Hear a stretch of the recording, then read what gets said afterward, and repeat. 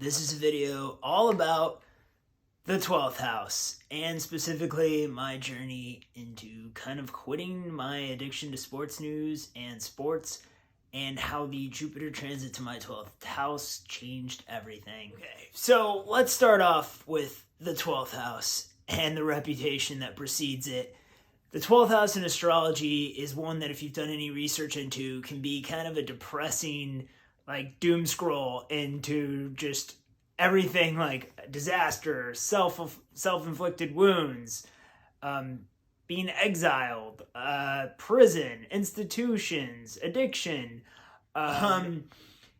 There's a lot of awesome stuff, though, about the 12th house. And I do feel like what the 12th house requires is to give form and give definition and context to what is unseen, because so much about the 12th house is our subconscious patterns, hidden patterns. And so I invite you, when you look at your 12th house, when you look at like the sign that rules it, the planet that rules that sign of that house, understand that there's the work there is to excavate and dig deep, find the floor of the ocean, so to speak, and to find all of the good stuff that is maybe interwoven with some of the stuff that is not good for you.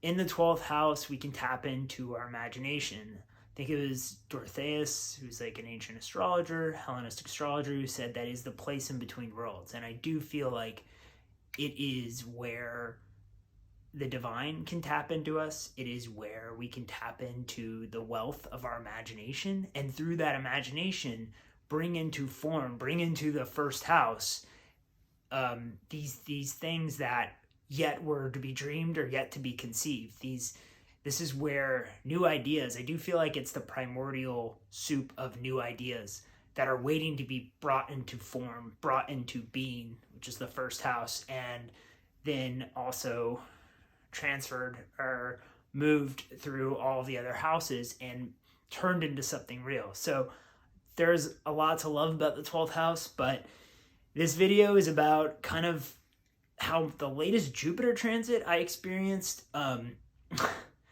really helped me fully recognize and identify how the amount of time and energy and investment emotionally and mentally, physically, I was putting into like getting the latest sports news and following my sports team was really having a major effect on my life and how I exist and relate in the world. And now that Jupiter's in my first house, I'm like, oh wow, I feel like I'm existing and relating in an entirely new and improved way. I want to say this, like, when I think about the 12th house and hidden enemies, I think sometimes when you're looking at vices, when you're looking at things that you do that can seem harmless, looking at sports news as a way to like decompress from the day, harmless, right? But when you're doing it at an excess, when you're doing it at a detriment to other parts of your life, that's when you have to step back and be like, shit, like, is this so harmless? In society, we've already labeled certain addictions, like they get the due credit they should as being like really, really harmful. Addiction to substance abuse or substance addiction, porn addiction, these things have been given attention. There's a lot of other addictions that have been given their fair due light in the spotlight, and but there's a lot of things that seem harmless. Like, I'm addicted to working out, that's a good thing, right? I'm addicted to like green juice, so all of these things, like the things that are seemingly by society standards deemed as, hey, it's okay, are kind of part of the hidden enemies, I guess, in a way, like, can be, where it's like, this doesn't seem like it's bad for me. And that's what a hidden enemy is. It could be someone that appears fine, or something in your life that appears like, hey, this is cool, right?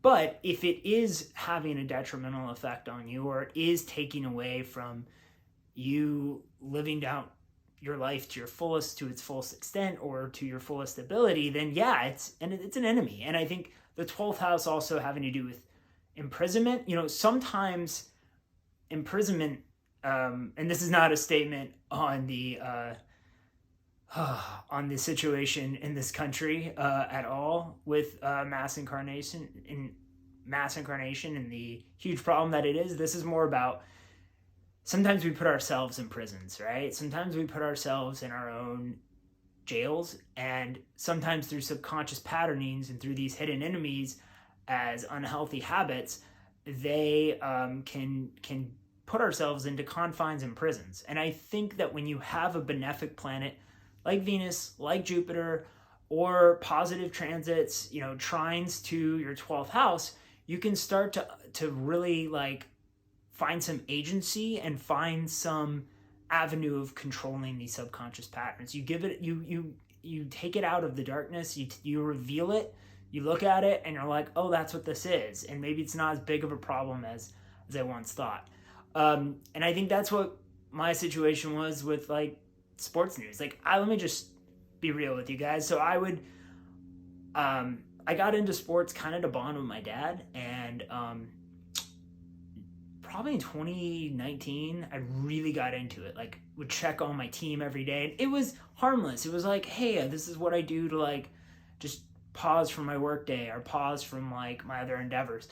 But it's interesting, like, and I think anyone that follows sports closely, you start to get really invested in the welfare of the team. And, the team, based on how it's doing, can really influence your day. And it's something completely outside of you that has nothing to do with your life, has nothing to do with your journey and how you proceed on it.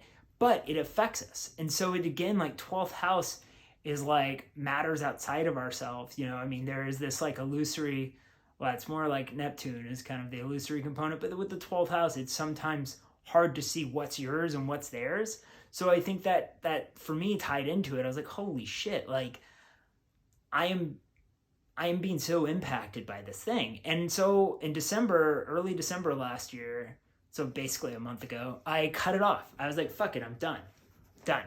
And wow, like, talk about clearing out the subconscious storage shed in my mind, and just all of the RAM internally that was kind of dedicated to focusing on that and holding that as a place of importance, even though, again, the fact they win or lose has no influence on me. Kind of just, it finally hit home. It's something I'd always known, like, hey, this is an imbalance in your life, and it seems harmless, but maybe it's not. And that's when I realized, like, wow, I feel like I am existing now in a completely new way. I am like living my life in a completely new way. And yes, it seems like a really small and significant thing, but it hasn't been. It's actually been huge. So I guess this whole video is a reminder that 12th house issues, they don't have to be lifelong. And I do think like, pay attention to what planets are transiting your 12th house. Now, a planet like Mars and Saturn can also provide solutions to the 12th house. Maybe they're a little bit more harsh, or with Saturn's case, a little more prolonged. And, maybe you restructure your life and it's more upheaval, or maybe you cut something off like Mars and it's a little bit like more jarring. But, other planets besides the benefics can help with this house. And not that this house, I think the power of this house is revealing to yourself what's going on in it. That's the big takeaway. And I figured out for myself what's going on is I kind of have an unhealthy addiction to sports and sports news, to where it was impacting and affecting me.